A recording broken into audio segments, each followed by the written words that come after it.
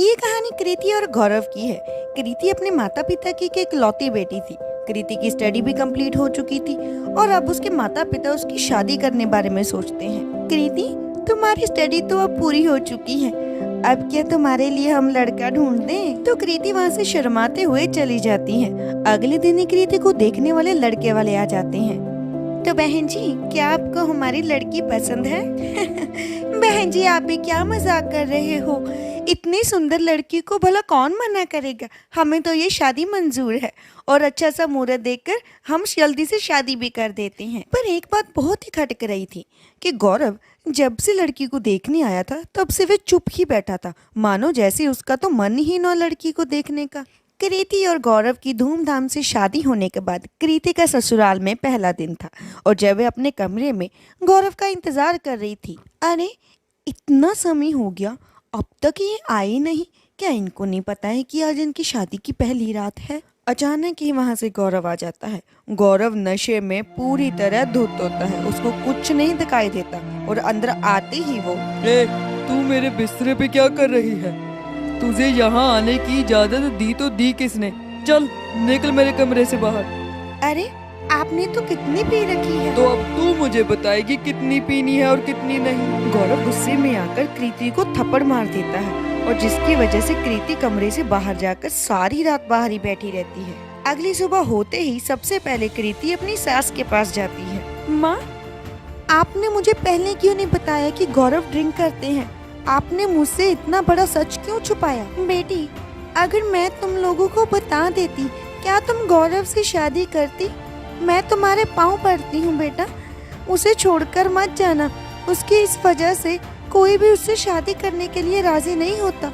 मेरा बेटा मन का बुरा नहीं है, बस उसे ये लत लग चुकी है। माँ, आप चिंता मत कीजिए, मैंने उनके साथ 7 वचन लिए हैं और इतनी छोटी सी बात पर मैं उनको छोड़कर नहीं जाऊंगी। तो हर रोज गौरव शराब पीकर आता था और अगर काम पर बॉस उसे कुछ कह देता था तो वो सारा गुस्सा आकर कृति पर ही उतार देता था। कृति रोज रोकर सोती थी क्योंकि अब तो उसके शरीर पर भी बहुत ज्यादा घाव हो चुके थे।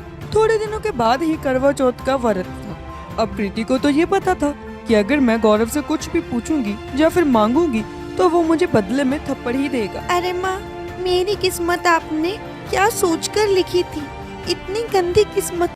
मैंने तो अपने माता पिता के कहने पर ही शादी की थी, फिर भी आपने मेरे साथ ऐसा क्यों किया? पर कोई बात नहीं माँ, मैं इनको कभी भी छोड़कर नहीं जाऊंगी। मैं अपनी तरफ से पूरी कोशिश करूंगी कि ये जल्द से जल्द ठीक हो जाएं। तो अब कृति अपनी सास के पास जाती है और बोलती है, माँ, परसों करवा चौथ है और मुझे बाजार से सामान लेकर आना है, क्या मुझे आप लाके दे दोगी?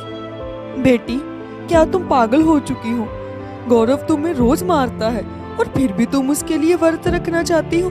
मैं तो फिर भी ये सोचती हूँ कि तुम किस मिट्टी की बनी हो जो तुम उससे रोज डांट खाती हो। मैं यही कहूँगी कि तुम यहाँ से चली जाओ बेटी।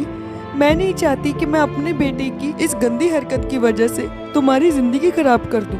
नहीं माँ, ऐसा कुछ नहीं होगा। तो कृति दूसरे दिन सज धज कर अपने पति के लिए व्रत रख लेती है, पर उसको शाम को गौरव की आने की कोई भी उम्मीद नहीं होती। पर फिर भी उसके मन में कहीं ना कहीं तो उसके लिए प्यार तो था ही। अब सुबह से शाम हो जाती है, गौरव का कोई भी फोन नहीं आता और ना ही उसका कोई अता पता था। बेटी, तुम पानी पीकर व्रत खोल लो, गौरव नहीं आएगा। नहीं माँ, वो जरूर आएंगे। तो इतने में ही कृति को किसी अननोन नंबर से फोन आता है। हेलो हेलो, मिस कृति बोल रही है? जी हाँ, मैं ही बोल रही हूँ। क्या हुआ? हम सिटी हॉस्पिटल से बोल रहे हैं। आपके पति ने ड्रिंक करने की वजह से ही बड़ा एक्सीडेंट हो चुका है और वो बहुत ही सीरियस कंडीशन में है, आप जल्दी यहाँ पर आइए। तो ये सुनकर कृति तो बिल्कुल ही बेहोश हो जाती है और वह वहाँ से भागकर सिटी हॉस्पिटल जाती है। हॉस्पिटल जाकर वह गौरव की हालत देखती है और वह भूखी प्यासी मंदिर के सामने जाकर भगवान के सामने, भगवान, मैंने तुम्हारा क्या बिगाड़ा था? मैंने सब कुछ झेला।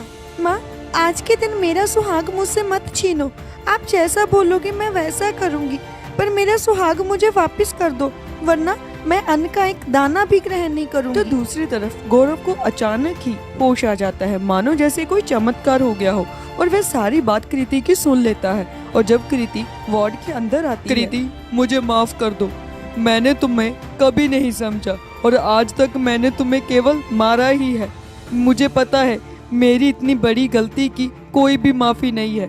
तुम्हारा ये प्यार और तुम्हारा ये स्वभाव देखकर मुझे अपने आप पर शर्म आ रही है कि मैं तुम्हारा पति हूँ। मुझे माफ़ कर दो कृति, मैंने तुम्हारे साथ इतना बुरा किया, फिर भी तुमने मेरे लिए व्रत रखा और मुझे इस हालत में लेकर आई हो। इस करवा चौथ के व्रत ने कृति और गौरव की पूरी जिंदगी ही बदल दी थी। अब गौरव कृति को इतना प्यार करता है कि कृति ने कभी सोचा भी नहीं था।